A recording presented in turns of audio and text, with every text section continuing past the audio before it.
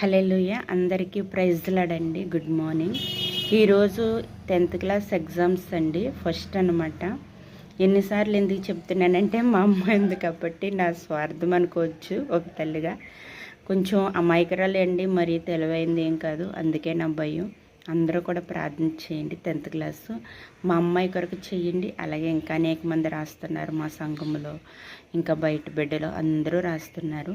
వీళ్ళే కదండి రేపు ఒకటి మన పౌరులు, మన భవిష్యత్తు కూడా. నేను ఇప్పుడు ఒక న్యూస్ చూస్తానన్నమాట, చాలా బాధాకరం. ఎక్కడో కాదు, కాకినాడలో 2 బిడ్డలు చదవట్లేదని చంపేశాడంటండి తండ్రి. ఆ పిల్లలు చాలా చిన్న వాళ్ళండి, 6 సంవత్సరాలు 7 సంవత్సరాల పిల్లలు, మగబిడ్డలు. వాళ్ళు చదవట్లేదని చంపేశాడంటండి. నాకు చాలా బాధేసింది ఆ న్యూస్ చూడగానే.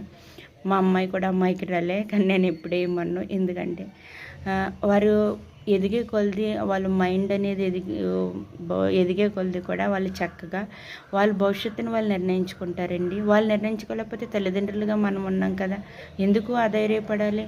కానీ బిడ్డలు చదవట్లేదని కొట్టడం, తిట్టడం, వాళ్ళని హింసించడం చేయకండి. వాళ్ళని మనం ఎంతో కావాలనేసి ప్రేమగా కనుక్కున్న బిడ్డలు కదా. నాకు చాలా బాధేసింది ఉదయాన్నే అనమాట, కన్నీళ్ళు వచ్చాయి న్యూస్ చూడగానే. అంత దుర్మార్గంగా ఆలోచించాడా, లేకపోతే ఇంకా వేరే ఏమైనా కారణాలు ఉన్నాయన్నది నాకు తెలియదు, కానీ నాకు బాధేసిందండి. వాళ్ళు ఏమీ యవనస్తులు కాదు, పని ఇష్టానుసారంగా తిరిగి తిన్నారు అన్నానికి. ఓన్లీ చిన్న బిడ్డలు అన్నమాట, 6-7 సంవత్సరాల పిల్లలు. చాలా బాధాకరం అన్నమాట. అలా ఎప్పుడు కూడా చేయకూడదు. తల్లిదండ్రులు బిడ్డలను ఎప్పుడూ కూడా దీవించాలి. వారు బాగా చదువుకున్నారనుకోండి, ఉద్యోగాల వైపు వెళ్తారు. లేదనుకోండి, కష్టపడి పని చేసుకుని బ్రతుకుతారు. అనేకమైన మార్గాలు ఉన్నాయి కాబట్టి ఏదో ఒక మార్గం ఎంచుకుని బ్రతుకుతారు. కాబట్టి పిల్లల మీద మన అన్నీ రుద్దకూడదు, అది నా మాట. అయితే బిడ్డలందరి కొరకు ప్రార్థించండి. వాళ్ళు ఎంతవరకు రాయగలుగుతారో, ఎంతవరకు చేయగలుగుతారో అంతవరకే. దేవుని కృప వారి మీద ఉండాలి కాబట్టి మనం తల్లిదండ్రులుగా, పెద్దవారుగా, ప్రార్థించేవారుగా వారి కొరకు ప్రార్థించాలన్నదే నా విన్నపం, నా కోరిక అనమాట. బిడ్డలందరి కొరకు ప్రార్థించండి.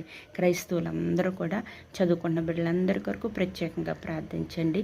ఈరోజే కదండి, నేను ఎప్పటి నుంచో చేస్తున్నాను ప్రార్థన. మా అమ్మాయి కొరకే కాదు, అందరి కొరకు ఎప్పుడు యవనస్తుల బిడ్డలో చక్కగా ఉండాలని ప్రార్థిస్తారు. భయంకరమైన దినాలండి, అంచుకాలం, ఆఖరి గడియల్లో ఉన్నామండి. సమస్తము కూడా చాలా భయంకరంగా ఉంది.